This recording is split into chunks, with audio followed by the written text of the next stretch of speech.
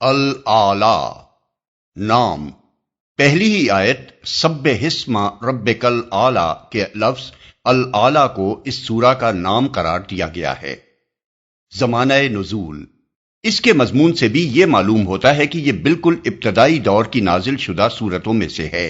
اور آیت نمبر 6 کے یہ الفاظ بھی کہ ہم تمہیں پڑھوا دیں گے پھر تم نہیں بھولو گے، یہ بتاتے ہیں کہ یہ اس زمانے میں نازل ہوئی تھی جب رسول اللہ صلی اللہ علیہ وسلم کو ابھی وحی اخذ کرنے کی اچھی طرح مشق نہیں ہوئی تھی، اور نزول وحی کے وقت آپ کو اندیشہ ہوتا تھا کہ کہیں میں اس کے الفاظ بھول نہ جاؤں۔ اس آیت کے ساتھ اگر سورہ طٰہٰ کی آیت 114 اور سورہ قیامہ کی آیات 16 تا 19 کو ملا کر دیکھا جائے اور تینوں آیتوں کے انداز بیان اور موقع و محل پر بھی غور کیا جائے تو واقعات کی ترتیب یہ معلوم ہوتی ہے کہ سب سے پہلے اس سورت میں حضور صلی اللہ علیہ وسلم کو اطمینان دلایا گیا کہ آپ فکر نہ کریں، ہم یہ کلام آپ کو پڑھوا دیں گے اور آپ اسے نہ بھولیں گے۔ پھر ایک مدت کے بعد دوسرے موقع پر جب سورہ قیامہ نازل ہو رہی تھی، حضور بے اختیار الفاظ وحی کو دہرانے لگے۔ اس وقت فرمایا گیا کہ اے نبی، اس وحی کو جلدی جلدی یاد کرنے کے لیے اپنی زبان کو حرکت نہ دو، اس کو یاد کرا دینا اور پڑھوا دینا ہمارے ذمے ہے، لہٰذا جب ہم اسے پڑھ رہے ہوں اس وقت تم اس کی قرأت کو غور سے سنتے رہو، پھر اس کا مطلب سمجھا دینا بھی ہمارے ہی ذمے ہے۔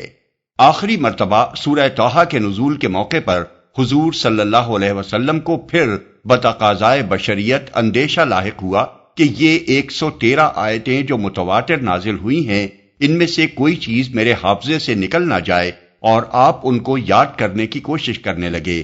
اس پر فرمایا گیا، اور قرآن پڑھنے میں جلدی نہ کیا کرو جب تک تمہاری طرف اس کی وحی تکمیل کو نہ پہنچ جائے۔ اس کے بعد پھر کبھی اس کی نوبت نہیں آئی کہ حضور صلی اللہ علیہ وسلم کو ایسا کوئی خطرہ لاحق ہوتا، کیونکہ ان 3 مقامات کے سوا کوئی چوتھا مقام قرآن میں ایسا نہیں ہے جہاں اس معاملے کی طرف کوئی اشارہ پایا جاتا ہو۔ موضوع اور مضمون،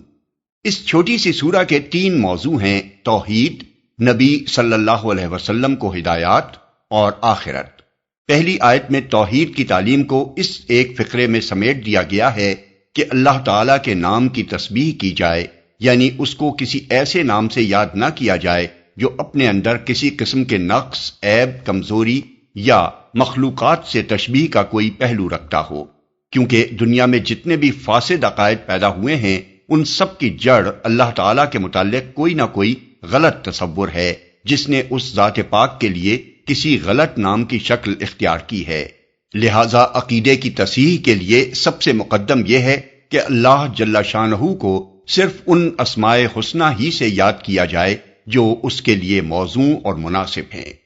اس کے بعد 3 آیتوں میں بتایا گیا ہے کہ تمہارا رب جس کے نام کی تسبیح کا حکم دیا جا رہا ہے وہ ہے جس نے کائنات کی ہر چیز کو پیدا کیا، اس کا تناسب قائم کیا، اس کی تقدیر بنائی، اسے وہ کام انجام دینے کی راہ بتائی جس کے لیے وہ پیدا کی گئی ہے، اور تم اپنی آنکھوں سے اس کی قدرت کا یہ کرشمہ دیکھ رہے ہو کہ وہ زمین پر نباتات کو پیدا بھی کرتا ہے اور پھر انہیں خس و خاشاک بھی بنا دیتا ہے۔ کوئی ہستی نہ بہار لانے پر قادر ہے، نہ خزاں کو آنے سے روک سکتی ہے۔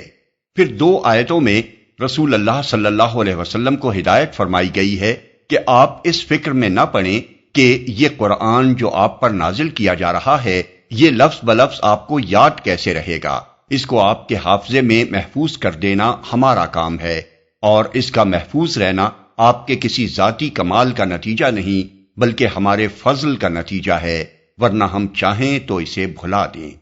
اس کے بعد رسول اللہ صلی اللہ علیہ وسلم سے فرمایا گیا ہے کہ آپ کے سپرد ہر ایک کو راہ راست پر لے آنے کا کام نہیں کیا گیا ہے، بلکہ آپ کا کام بس حق کی تبلیغ کر دینا ہے، اور تبلیغ کا سیدھا سادہ طریقہ یہ ہے کہ جو نصیحت سننے اور قبول کرنے کے لیے تیار ہو اسے نصیحت کی جائے، اور جو اس کے لیے تیار نہ ہو اس کے پیچھے نہ پڑا جائے۔ جس کے دل میں گمراہی کے انجام بد کا خوف ہوگا وہ حق بات کو سن کر قبول کر لے گا، اور جو بدبخت اسے سننے اور قبول کرنے سے گریز کرے گا وہ اپنا برا انجام خود دیکھ لے گا۔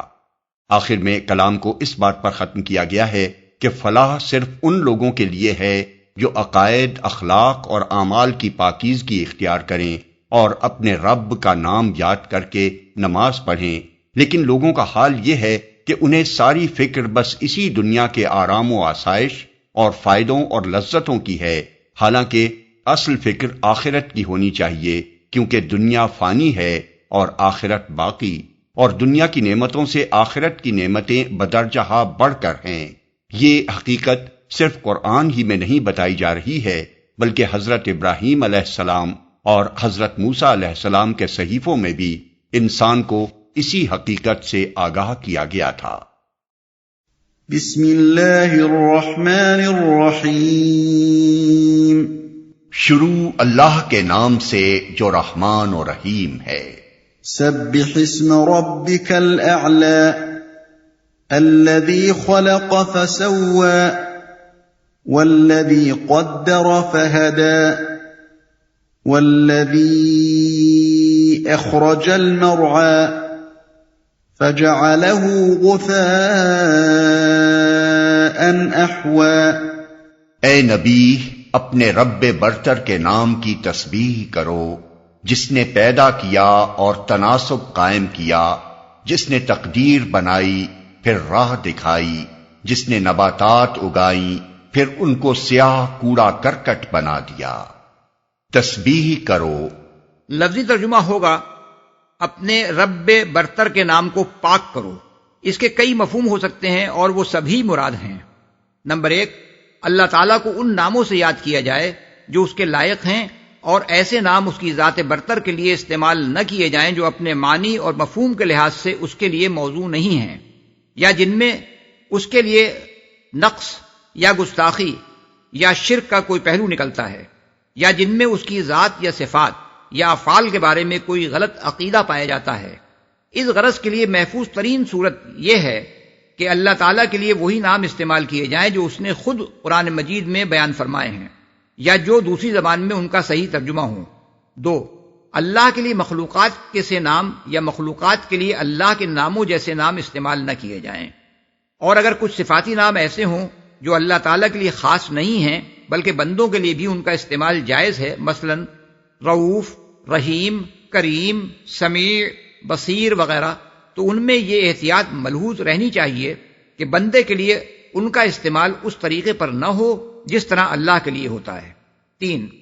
اللہ کا نام ادب اور احترام کے ساتھ لیا جائے، کسی ایسے طریقے پر یا ایسی حالت میں نہ لیا جائے جو اس کے احترام کے منافی ہو، مثلا ہنسی مذاق میں یا بیت الخلاء میں، یا کوئی گناہ کرتے ہوئے اس کا نام لینا، یا ایسے لوگوں کے سامنے اس کا ذکر کرنا جو اسے سن کر گستاخی پر اتر آئیں، یا ایسی مجلسوں میں اس کا نام لینا جہاں لوگ بےہودگیوں میں مشغول ہوں اور اس کا ذکر سن کر مذاق میں اڑا دیں، یا ایسے موقع پر اس کا نام پاک زبان پر لانا جہاں اندیشہ ہو کہ سننے والا اسے ناگواری کے ساتھ سنے گا۔ امام مالک کے حالات میں منقول ہے کہ جب کوئی سائل ان سے کچھ مانگتا اور وہ اس وقت اسے کچھ نہ دے سکتے تو عام لوگوں کی طرح اللہ دے گا نہ کہتے، بلکہ کسی اور طرح معذرت کر دیتے تھے۔ لوگوں نے اس کا سبب پوچھا تو انہوں نے کہا کہ سائل کو جب کچھ نہ دیا جائے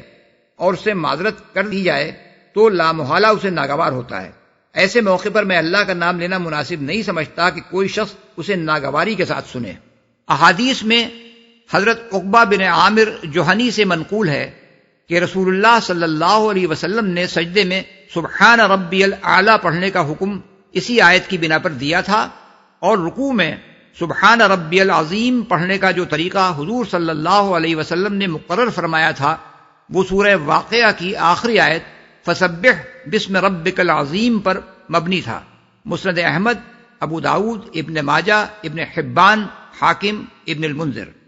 تناسب قائم کیا، یعنی زمین سے آسمانوں تک کائنات کی ہر چیز کو پیدا کیا، اور جو چیز بھی پیدا کی اسے بالکل راست اور درست بنایا، اس کا توازن اور تناسب ٹھیک ٹھیک قائم کیا، اس کو ایسی صورت پر پیدا کیا کہ اس جیسی چیز کے لیے اس سے بہتر صورت کا تصور نہیں کیا جا سکتا۔ یہی بات ہے جو سورہ سجدہ میں یوں فرمائی گئی ہے الذی احسن کل شیء خلقہ، آیت نمبر 7، یعنی جس نے ہر چیز جو بنائی خوبی بنائی۔ اس طرح دنیا کی تمام اشیاء کا موضوع اور متناسب پیدا ہونا خود اس امر کی صریح علامت ہے کہ کوئی صانع حکیم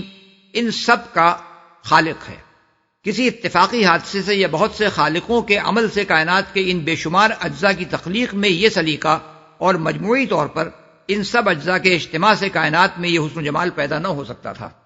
تقدیر بنائی، یعنی ہر چیز کے پیدا کرنے سے پہلے یہ طے کر دیا کہ اسے دنیا میں کیا کام کرنا ہے اور اس کام کے لیے اس کی مقدار کیا ہو، اس کی شکل کیا ہو، اس کی صفات کیا ہوں، اس کا مقام کس جگہ ہو، اس کے لیے بقا اور قیام اور فعل کے لیے کیا مواقع اور ذرائع فراہم کیے جائیں،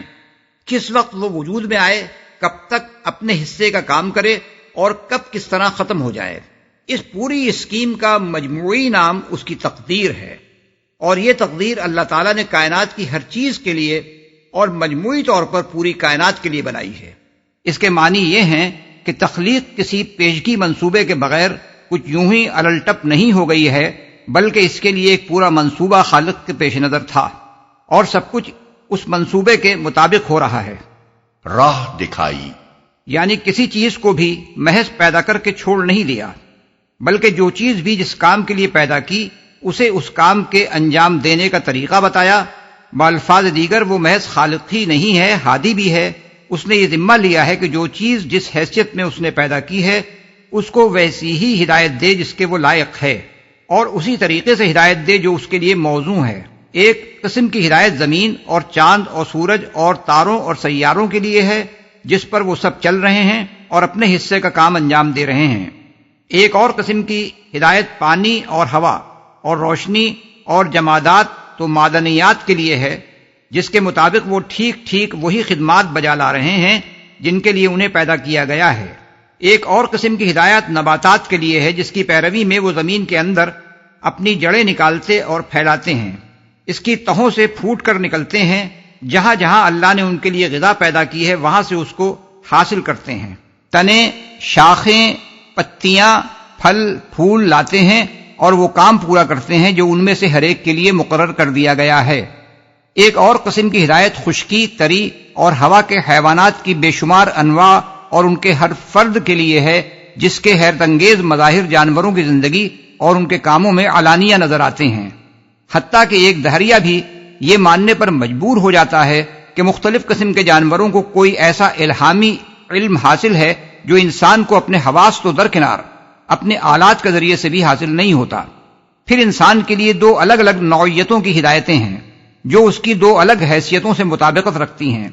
ایک وہ ہدایت جو اس کی حیوانی زندگی کے لیے ہے، جس کی بدولت ہر بچہ پیدا ہوتے ہی دودھ پینا سیکھ لیتا ہے،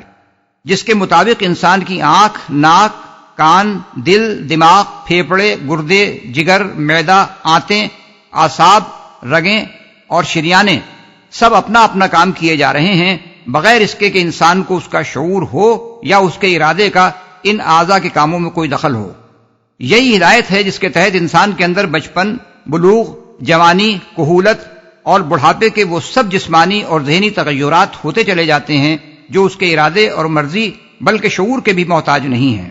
دوسری ہدایت انسان کی عقلی اور شعوری زندگی کے لیے ہے، جس کی نوعیت غیر شعوری زندگی کی ہدایت سے قطعاً مختلف ہے، کیونکہ اس شعبہ حیات میں انسان کی طرف ایک قسم کا اختیار منتقل کیا گیا ہے جس کے لیے ہدایت کا وہ طریقہ موضوع نہیں ہے جو بے اختیارانہ زندگی کے لیے موضوع ہے۔ انسان اس آخری قسم کی ہدایت سے منہ موڑنے کے لیے خواہ کتنی ہی حجت بازیاں کرے، لیکن یہ بات ماننے کے لائق نہیں ہے کہ جس خالق نے اس ساری کائنات میں ہر چیز کے لیے اس کی ساخت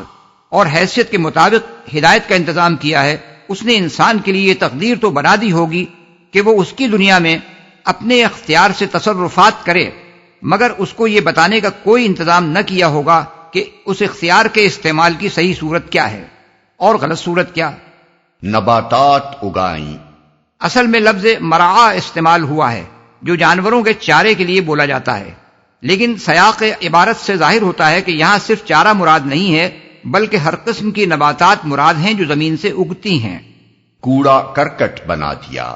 یعنی وہ صرف بہار ہی لانے والا نہیں ہے، خزاں بھی لانے والا ہے۔ تمہاری آنکھیں اس کی قدرت کے دونوں کرشمے دیکھ رہی ہیں۔ ایک طرف وہ ایسی ہری بھری نباتات اگاتا ہے جن کی تازگی اور شادابی دیکھ کر دل خوش ہو جاتے ہیں، اور دوسری طرف اسی نباتات کو وہ زرد، خشک اور سیاہ کر کے ایسا کوڑا کرکٹ بنا دیتا ہے جسے ہوائیں اڑاتی پھرتی ہیں اور سیلاب خس و خاشاک کی صورت میں بہا لے جاتے ہیں۔ اس لیے کسی کو بھی یہاں اس غلط فہمی میں نہ رہنا چاہیے کہ وہ دنیا میں صرف بہار ہی دیکھے گا، خزاں سے اس کو سابقہ پیش نہیں آئے گا۔ یہی مضمون قرآن مجید میں متعدد مقامات پر دوسرے انداز میں بیان ہوا ہے۔ مثلا ملاحظہ ہو سورہ یونس آیت 24، سورہ کہف آیت 45، سورہ حدید آیت 20۔ سنقرئك فلا تنسى إلا ما شاء الله إنه يعلم الجهر وما يخفى۔ ہم تمہیں پڑھوا دیں گے، پھر تم نہیں بھولو گے سوائے اس کے جو اللہ چاہے، وہ ظاہر کو بھی جانتا ہے اور جو کچھ پوشیدہ ہے اس کو بھی نہیں بھولو گے۔ حاکم نے حضرت سعد بن ابی وقاص سے اور ابن مردویہ نے حضرت عبداللہ بن عباس رضی اللہ عنہ سے روایت نقل کی ہے کہ رسول اللہ صلی اللہ علیہ وسلم قرآن کے الفاظ کو اس خوف سے دہراتے جاتے تھے کہ کہیں بھول نہ جائیں۔ مجاہد اور کلبی کہتے ہیں کہ جبرائیل وحی سنا کر فارغ نہ ہوتے تھے کہ حضور بھول جانے کے اندیشے سے ابتدائی حصہ دہرانے لگتے تھے۔ اسی بنا پر اللہ تعالیٰ نے نبی صلی اللہ علیہ وسلم کو یہ اطمینان دلایا کہ وحی کے نزول کے وقت آپ خاموشی سے سنتے رہیں، ہم آپ کو اسے پڑھوا دیں گے اور وہ ہمیشہ کے لیے آپ کو یاد ہو جائے گی۔ اس بات کا کوئی اندیشہ آپ نہ کریں کہ اس کا کوئی لفظ بھی آپ بھول جائیں گے۔ یہ تیسرا موقع ہے جہاں رسول اللہ صلی اللہ علیہ وسلم کو وحی اخذ کرنے کا طریقہ سکھایا گیا ہے۔ اس سے پہلے کے دو مواقع سورہ طٰہٰ آیت 114 اور سورہ قیامہ آیات 16 تا 19 میں گزر چکے ہیں۔ اس آیت سے یہ بات ثابت ہوتی ہے کہ قرآن جس طرح معجزے کے طور پر حضور صلی اللہ علیہ وسلم پر نازل کیا گیا تھا، اسی طرح معجزے کے طور پر ہی اس کا لفظ لفظ آپ کے حافظے میں محفوظ بھی کر دیا گیا تھا، اور اس بات کا کوئی امکان باقی نہیں رہنے دیا گیا تھا کہ آپ اس میں سے کوئی چیز بھول جائیں یا اس کے کسی لفظ کی جگہ کوئی دوسرا ہم معنی لفظ آپ کی زبان مبارک سے ادا ہو جائے۔ جو اللہ چاہے۔ اس فقرے کے دو مطلب ہو سکتے ہیں۔ ایک یہ کہ پورے قرآن کا لفظ بلفظ آپ کے حافظے میں محفوظ ہو جانا آپ کی اپنی قوت کا کرشمہ نہیں ہے، بلکہ اللہ کے فضل اور اس کی توفیق کا نتیجہ ہے، ورنہ اللہ چاہے تو اسے بھلا سکتا ہے۔ یہ وہی مضمون ہے جو دوسری جگہ قرآن مجید میں یوں بیان کیا گیا ہے، وَلَئِن شِئْنَا لَنَذْهَبَنَّ بِالَّذِي أَوْحَيْنَا إِلَيْكَ، سورہ بنی اسرائیل آیت 86۔ یعنی اگر ہم چاہیں تو وہ سب کچھ تم سے چھین لیں جو ہم نے وحی کے ذریعے سے تمہیں عطا کیا ہے۔ دوسرا مطلب یہ بھی ہو سکتا ہے کہ کبھی وقتی طور پر آپ کو نسیان لاحق ہو جانا اور آپ کا کسی آیت یا لفظ کو کسی وقت بھول جانا اس وعدے سے مستثنا ہے۔ وعدہ جس بات کا کیا گیا ہے وہ یہ ہے کہ آپ مستقل طور پر قرآن کے کسی لفظ کو نہیں بھول جائیں گے۔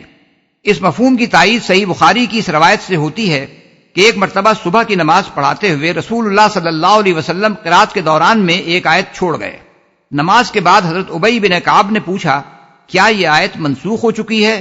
حضور صلی اللہ علیہ وسلم نے فرمایا، نہیں، میں بھول گیا تھا۔ جو کچھ پوشیدہ ہے اس کو بھی۔ ویسے تو یہ الفاظ عام ہیں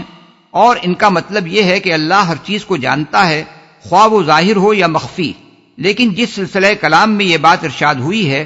اس کو ملحوظ رکھتے ہوئے دیکھا جائے تو اس کا مطلب یہ معلوم ہوتا ہے کہ آپ جو قرآن کو جبرائیل علیہ السلام کے ساتھ ساتھ پڑھتے جا رہے ہیں اس کا بھی علم اللہ کو ہے، اور بھول جانے کے جس خوف کی بنا پر آپ ایسا کر رہے ہیں وہ بھی اللہ کے علم میں ہے۔ اس لیے آپ کو یہ اطمینان دلایا جا رہا ہے کہ آپ اسے بھولیں گے نہیں۔ وَنُيَسِّرُكَ لِلْيُسْرَىٰ فَذَكِّرْ إِن نَّفَعَتِ الذِّكْرَىٰ، اور ہم تمہیں آسان طریقے کی سہولت دیتے ہیں، لہذا تم نصیحت کرو اگر نصیحت نافع ہو۔ عام طور پر مفسرین نے ان دو فقروں کو الگ الگ سمجھا ہے۔ پہلے فقرے کا مطلب انہوں نے یہ لیا ہے کہ ہم تمہیں ایک آسان شریعت دے رہے ہیں جس پر عمل کرنا سہل ہے، اور دوسرے فقرے کا یہ مطلب لیا ہے کہ نصیحت کرو اگر وہ نافع ہو۔ لیکن ہمارے نزدیک فذکر کا لفظ دونوں فقروں کو باہم مربوط کرتا ہے اور بعد کے فقرے کا مضمون پہلے فقرے کے مضمون پر مرتب ہوتا ہے۔ اس لیے ہم اس ارشاد الہی کا مطلب یہ سمجھتے ہیں کہ اے نبی، ہم تبلیغ دین کے معاملے میں تم کو کسی مشکل میں نہیں ڈالنا چاہتے کہ تم بہروں کو سناؤ اور اندھوں کو راہ دکھاؤ، بلکہ ایک آسان طریقہ تمہارے لیے میسر کیے دیتے ہیں، اور وہ یہ ہے کہ نصیحت کرو جہاں تمہیں یہ محسوس ہو کہ کوئی اس سے فائدہ اٹھانے کے لیے تیار ہے۔ اب رہی یہ بات کہ کون اس سے فائدہ اٹھانے کے لیے تیار ہے اور کون نہیں ہے، تو ظاہر ہے کہ اس کا پتہ تبلیغ عام ہی سے چل سکتا ہے۔ اس لیے عام تبلیغ تو جاری رکھنی چاہیے، مگر اس سے تمہارا مقصود یہ ہونا چاہیے کہ اللہ کے بندوں میں سے ان لوگوں کو تلاش کرو جو اس سے فائدہ اٹھا کر راہ راست اختیار کر لیں۔ یہی لوگ تمہاری نگاہ التفات کے مستحق ہیں، اور انہی کی تعلیم و تربیت پر تمہیں توجہ کرنا چاہیے۔ ان کو چھوڑ کر ایسے لوگوں کے پیچھے پڑنے کی تمہیں کوئی ضرورت نہیں ہے جن کے متعلق تجربے سے تمہیں معلوم ہو جائے کہ وہ کوئی نصیحت قبول نہیں کرنا چاہتے۔ یہ قریب قریب وہی مضمون ہے جو سورہ عبس میں دوسرے طریقے سے یوں بیان فرمایا گیا ہے کہ جو شخص بے پرواہی برتتا ہے اس کی طرف تو تم توجہ کرتے ہو، حالانکہ اگر وہ نہ سدھرے تو تم پر اس کی کیا ذمہ داری ہے؟ اور جو خود تمہارے پاس دوڑا آتا ہے اور وہ ڈر رہا ہوتا ہے، اس سے تم بے رخی برتتے ہو؟ ہرگز نہیں، یہ تو ایک نصیحت ہے، جس کا جی چاہے اسے قبول کرے۔ آیات 5 تا 12۔ سيذكر من يخشى ويتجنبها الأشقى الذي يصلى النار الكبرى ثم لا يموت فيها ولا يحيا۔ جو شخص ڈرتا ہے وہ نصیحت قبول کر لے گا، اور اس سے گریز کرے گا وہ انتہائی بدبخت جو بڑی آگ میں جائے گا، پھر نہ اس میں مرے گا نہ جیے گا۔ نصیحت قبول کر لے گا یعنی جس شخص کے دل میں خدا کا خوف اور انجام بد کا اندیشہ ہوگا، اسی کو یہ فکر ہوگی کہ کہیں میں غلط راستے پر تو نہیں جا رہا ہوں، اور وہی اللہ کے اس بندے کی نصیحت کو توجہ سے سنے گا جو اسے ہدایت اور گمراہی کا فرق اور فلاح و سعادت کا راستہ بتا رہا ہو۔ مرے گا نہ جیے گا، یعنی نہ اسے موت ہی آئے گی کہ عذاب سے چھوٹ جائے، اور نہ جینے کی طرح جیے گا کہ زندگی کا کوئی لطف اسے حاصل ہو۔ یہ سزا ان لوگوں کے لیے ہے جو سرے سے اللہ اس کے رسول اور اس کے رسول کی نصیحت کو قبول ہی نہ کریں، اور مرتے دم تک کفر و شرک یا دہریت پر قائم رہیں۔ رہے وہ لوگ جو دل میں ایمان رکھتے ہوں مگر اپنے برے اعمال کی بنا پر جہنم میں ڈالے جائیں، تو ان کے متعلق احادیث میں آیا ہے کہ جب وہ اپنی سزا بھگت لیں گے تو اللہ تعالیٰ انہیں موت دے دے گا، پھر ان کے حق میں شفاعت قبول کی جائے گی، اور ان کی جلی ہوئی لاشیں جنت کی نہروں پر لا کر ڈالی جائیں گی، اور اہل جنت سے کہا جائے گا کہ ان پر پانی ڈالو، اور اس پانی سے وہ اس طرح جی اٹھیں گے جیسے نباتات پانی پڑنے سے اگ آتی ہیں۔ یہ مضمون رسول اللہ صلی اللہ علیہ وسلم سے مسلم میں حضرت ابو سعید خدری اور بزار میں حضرت ابو ہریرہ رضی اللہ عنہ کے حوالے سے منقول ہوا ہے۔ قد افلح من تزكى وذكر اسم ربه فصلى۔ فلاح پا گیا وہ جس نے پاکیزگی اختیار کی اور اپنے رب کا نام یاد کیا پھر نماز پڑھی۔ پاکیزگی اختیار کی، پاکیزگی سے مراد ہے کفر و شرک چھوڑ کر ایمان لانا، برے اخلاق چھوڑ کر اچھے اخلاق اختیار کرنا، اور برے اعمال چھوڑ کر نیک اعمال کرنا۔ فلاح سے مراد دنیاوی خوشحالی نہیں ہے بلکہ حقیقی کامیابی ہے، خواہ دنیا کی خوشحالی اس کے ساتھ میسر ہو یا نہ ہو۔ رب کا نام یاد کیا،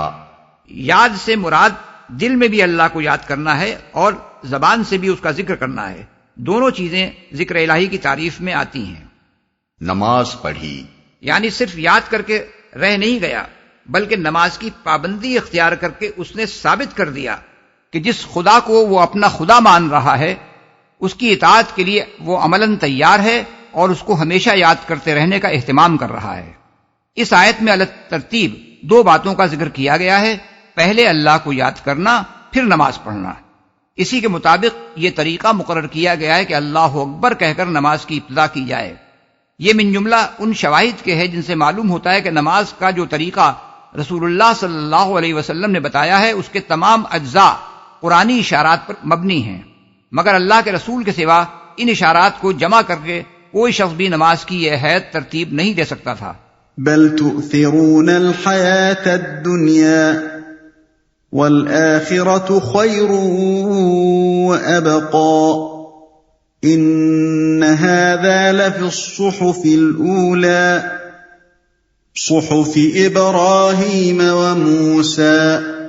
مگر تم لوگ دنیا کی زندگی کو ترجیح دیتے ہو، حالانکہ آخرت بہتر ہے اور باقی رہنے والی ہے۔ یہی بات پہلے آئے ہوئے صحیفوں میں بھی کہی گئی تھی، ابراہیم اور موسیٰ کے صحیفوں میں۔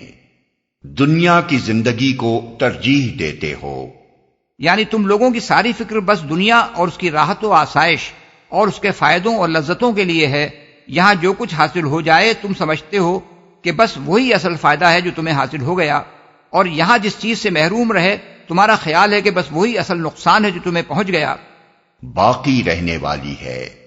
یعنی آخرت دو حیثیتوں سے دنیا کے مقابلے میں قابل ترجیح ہے۔ ایک یہ کہ اس کی راحتیں اور لذتیں دنیا کی تمام نعمتوں سے بڑھ کر ہیں، اور دوسرے یہ کہ دنیا فانی ہے اور آخرت باقی۔ ابراہیم اور موسیٰ کے صحیفوں میں،